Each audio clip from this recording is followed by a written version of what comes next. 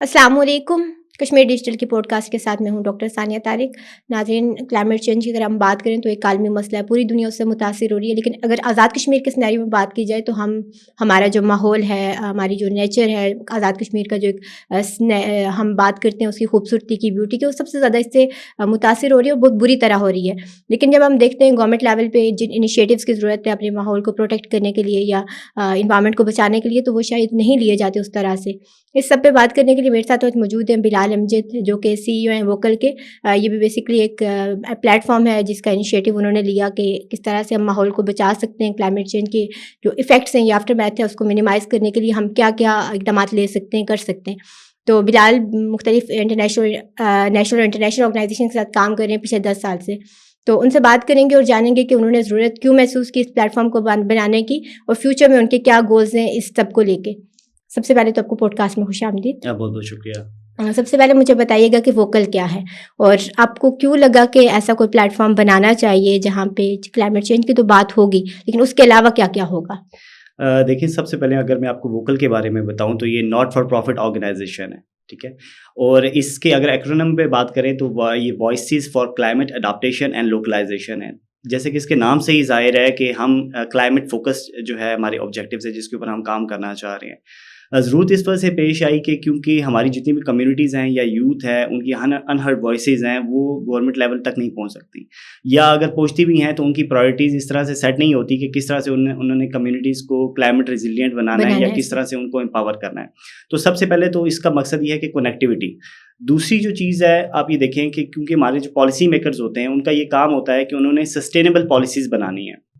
लेकिन अनफॉर्चुनेटली हमारे जितने भी पॉलिसी मेकर्स होते हैं उनकी शायद इस तरह की कैपेसिटीज़ नहीं होती, क्योंकि अगर आप अभी भी थोड़ा सा देखें कि जितने भी हमारे मिनिस्टर्स हैं, जिस डिपार्टमेंट्स के मिनिस्टर्स हैं, वो शायद उससे रेलेवेंट नहीं होते, एक्सपर्टीज़ नहीं होती, उनकी एजुकेशन नहीं होती। तो आप फिर कैसे एक्सपेक्ट कर सकते हैं कि वो आपके लिए सस्टेनेबल पॉलिसीज़ बनाएं। तो सस्टेनेबल पॉलिसीज़ बनाने के लिए ज़रूरी होता है कि आपकी कनेक्टिविटी हो बॉटम लेवल तक, आपकी कम्युनिटीज़ तक, ताकि जो चीज़ उनकी तरफ से आए पार्लियामेंटेरियंस को कि हमारी ये नीड है, ठीक है, या हमारी ये प्रॉब्लम है, तो उसको सॉर्ट आउट किया जाए। किस तरह से सॉर्ट आउट किया जाए कि उसकी जो टेक्निकल लोग होते हैं उसको उसमें शामिल किया जाए, ताकि वो 5 साल 10 साल का आगे प्लान बना सके कि हमने इस इशू को इस तरह से सॉर्ट आउट करना है। लेकिन अनफॉर्चुनेटली अभी तक किसी भी ऐसे डिपार्टमेंट के अंदर कोई 5 to 10 ईयर्स या 20 ईयर्स हमारे यहाँ पॉलिसीज एग्जिस्ट नहीं करती हमारे यहाँ। और इसके अलावा देखें, अगर पॉलिसीज़ कहीं ना कहीं एग्जिस्ट करती भी हैं तो वो आपकी जितनी भी हैं वो टॉप टू बॉटम अप्रोच के ऊपर बनती हैं। लाइक पंजाब ने कोई पॉलिसी बनाई तो उसको अडॉप्ट कर लिया जाएगा एज इट इज़, लेकिन जो हमारे कम्युनिटीज़ के बेसिक जो फैक्टर्स होते हैं जो उन पे इन्फ्लुएंस कर रहे होते हैं उनको मद्देनजर नहीं रखा जाएगा। चलिए मुझे बताइएगा, हम क्लाइमेट चेंज की बात कर रहे थे, तो ग्लोबल वार्मिंग है, क्लाइमेट चेंज है, ये ग्लोबल चैलेंजेस हैं, लेकिन सबसे ज़्यादा मुतासिर हम हो रहे हैं। इसकी क्या वजह है और क्या इक़दाम आप समझते हैं किए जा सकते हैं इसकी जो आफ्टर मैथ है उसको मिनिमाइज़ करने के लिए? देखिए, सबसे इम्पॉर्टेंट चीज़ ये है कि हमारा जो कार्बन एमिशन में आज़ाद कश्मीर और पाकिस्तान का पार्ट है वो सिर्फ 1% है या उससे भी कम है। लेकिन हम वल्नरेबल बहुत ज़्यादा हैं, क्योंकि हम 3 ऐसे पहाड़ी सिलसिलों के अंदर रह रहे हैं जो कि ग्लेशियर्स हैं, और उसमें ज़्यादा जब फ्लड्स प्रोन एरियाज़ होते हैं और हमारी एग्रीकल्चर बेस्ड इकॉनमी भी है, तो इस वजह से हम लोग ज़्यादा अफेक्ट हो रहे होते हैं इस चीज़ से। अच्छा, इसमें करने की चीज़ सिर्फ ये है कि आपने जितने भी ऑर्गेनाइजेशंस या इदारे इस पर काम कर रहे हैं, फर्स्ट ऑफ ऑल तो इनको एक कोऑर्डिनेशन एक मैकेनिज्म को बनाना चाहिए कि किस तरह से ये काम करें। फिर अगला ये 10 से 15 साल का कुछ ऐसी पॉलिसी ड्राफ्ट तैयार करें कि हमने कम्युनिटीज़ को किस तरह से एम्पावर करना है ताकि उनके अंदर क्लाइमेट रेजिलियंस जो है वो ज़्यादा आ सके। तो सबसे इम्पोर्टेंट चीज़ क्या है जो इसको बनाने का मकसद था वोकल को भी, वो यही था कि हम अपनी जो लोकल बॉडीज़ हैं उनको इन्वॉल्व करते हुए और बाकी स्टेक होल्डर्स को इन्वॉल्व करते हुए हम इनको ज़्यादा एम्पावर कर सकें ताकि ये लोकल लेवल पे जो है अपने आप को स्ट्रेंथन कर सकें। आपने बात की लोकल बॉडीज़ की और आपने मुझे ये भी बताया कि तहरीक जो बल्दियाती निज़ाम की बहाली थी उसकी भी आपने एक तहरीक स्टार्ट की, मूवमेंट स्टार्ट की कि वो बहाल होना चाहिए। तो आपको क्यों लगा कि लोकल बॉडीज़ को इन्वॉल्व किया जा सकता है इसमें और वो हो भी गए इंतखाबात? तो क्या समझते हैं कि कहीं ना कहीं वो चीज़ें पूरी हो रही हैं जो आपकी एक्सपेक्टेशंस थी उनसे, या ऐसा नहीं है? دیکھیں تحریک بالی بلدیاتی نظام کی جو موومنٹ تھی ہم نے یہ 2011 میں اسٹارٹ کی تھی، کیونکہ ہماری ایجوکیشن ہی سوشیولوجی یا رول ڈیولپمنٹ کے حوالے سے تھی. تو ہمارا یہ بلیو تھا کہ اگر آپ کا گورننس اسٹرکچر بہتر ہو جاتا ہے تو آپ تمام جو مائنر یا میکرو لیول کے جو ایشوز ہیں ان کو حل کر سکتے ہیں. تو اگر آپ کی ڈیولپ کنٹریز میں بھی اگر آپ دیکھ رہے ہیں تو وہاں پہ لوکل باڈیز بہت زیادہ اسٹرانگ ہیں. اگر یہاں پہ بھی لوکل باڈیز اسٹرانگ ہو جائیں، اتنی پاور ہو جائیں، اتنی اویئر ہو جائیں کہ انہوں نے اپنے ایشوز کو کس طرح سے حل کرنا ہے، تو یہ ہمارا خیال تھا کہ اپنے رائٹس بھی لے سکیں گے اور اپنے ایشوز کو بھی سارٹ آؤٹ کر سکیں گے. ایشوز تھوڑے سے یہ آ رہے ہیں ابھی کہ یہ ایک طرح سے ایک لانگ اسٹرگل کے بعد یہ ریسٹور تو ہو چکے ہیں، لیکن ابھی ان کی تھوڑی سی کیپیسٹیز کا ایشو ہے، ان کی اویئرنیس کا ایشوز ہے.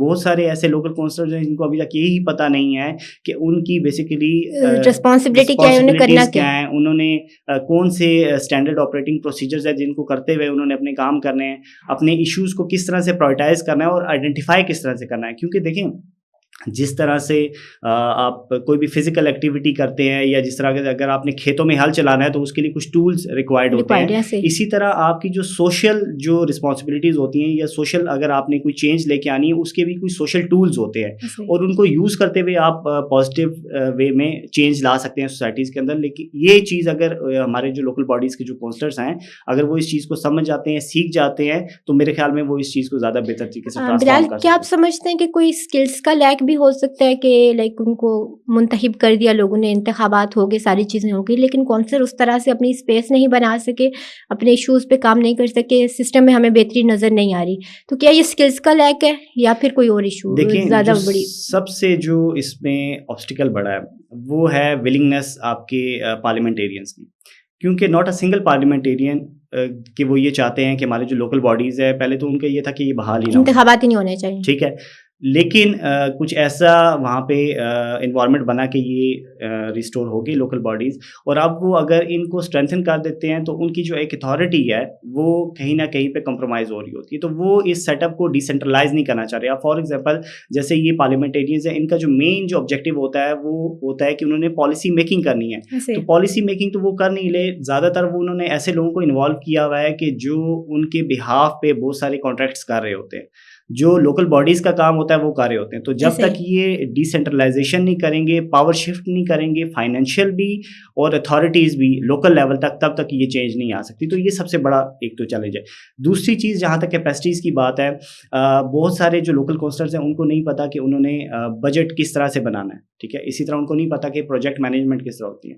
بجٹ کا یہ چیز ہوتی ہے کہ جتنے بھی بجٹس ہمارے بن رہے ہوتے ہیں وہ ٹاپ ٹو ڈاؤن ورڈز بن رہے ہوتے ہیں، پارلیمنٹیرینس کی ایما کے اوپر بن رہے ہوتے ہیں، جو ہماری لوکل لیڈ جو انیشیٹوز ہوتے ہیں ان کو سپورٹ نہیں کرتے. تو بجٹ کا سب سے بہترین طریقہ ہوتا ہے کہ جو آپ کی لوکل کمیونٹیز ہیں، جیسے وارڈ ہمارا سب سے اسمال یونٹ ہوتا ہے، وہاں سے ریزولوشنز پارلیمنٹیرینس کو جائیں کہ ہماری یہ نیڈ ہے، ہماری یہ پرابلم ہے، ٹیکنیکل لوگوں کو انوالو کرتے ہوئے اس کو اس طرح سے سارٹ آؤٹ کریں. پھر ان کی کوآرڈینیشن ہوتی ہے ڈپارٹمنٹس کے ساتھ. ایک جو وارڈ ہوتا ہے یہ بیسیکلی ایک ملک کی طرح ہوتا ہے. جیسے ایک پرائم منسٹر نے ایک ملک کو چلانا ہوتا ہے، اسی طرح ایک لوکل جو کونسلر ہوتا ہے اس نے اپنے وارڈ کو چلانا ہوتا ہے. اس نے انکم جنریٹ بھی وہیں سے کرنی ہوتی ہے اور باقی اداروں کے ساتھ کوآرڈینیشن بھی کرنا ہوتا ہے تاکہ وہ اپنے جو ایریا ہے اسپیسیفک اس کو اسٹرینتھن کر سکیں اکنامکلی اور سوشلی. ایسے ہی آپ نے بجٹ کی بات کی، فائنینشیل کنسٹرینٹس کی بات کی، تو کیا سمجھتے ہیں کہ بجٹ میں ترجیحات ہونی کیا چاہیے آپ کے مطابق، یوتھ کے مطابق اور پاپولیشن کی نیڈ کے مطابق؟ اور کیا جب ایجوکے کے بجٹ کی ہم بات کرتے ہیں تو کیا کہیں پہ ان کو پرائورٹائز کیا جاتا ہے ان نیڈس کو یا نہیں کیا جاتا ہے؟ کس طرح سے اس کی الوکیشن کی جاتی ہے؟ دیکھیں سب سے پہلے تو اگر آپ بجٹ فارمیشن کی بات کریں تو وہ جتنا بھی ہوتا ہے وہ آپ کی جو بیوروکریسی وہ بنا رہی ہوتی ہے اور جو ان کو ڈائریکشن آ رہی ہوتی ہے پارلیمنٹیرینس کی ان کی طرف سے ہی بنتا ہے. زیادہ تر جو بجٹ ہے وہ آپ کی روڈز، انفراسٹرکچر اور اس طرح کی چیزوں پہ جا رہا ہوتا ہے کیونکہ اس کے اندر بہت سارے کانٹریکٹرز انوالو ہوتے ہیں، آپ کی ڈفرینٹ لوگ انوالو ہوتے ہیں جو اس طرف فوکس زیادہ کرنا چاہ رہے ہیں تاکہ وہ زیادہ سے زیادہ کمیشن اس کے اندر سے حاصل کر سکیں. وہ ایک انڈیویجول بینیفٹ کی بات، جو کولیکٹیو بینیفٹ کے اوپر ان کا اتنا فوکس نہیں ہوتا.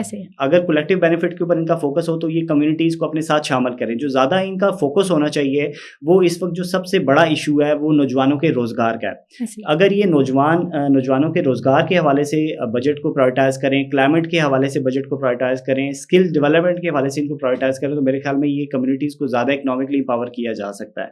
اور اگر آپ ایک اور چیز اس چیز کو دیکھیں کہ بجٹس جتنے بھی ہوتے ہیں وہ آپ کے ٹرانسپیرنٹ نہیں ہیں.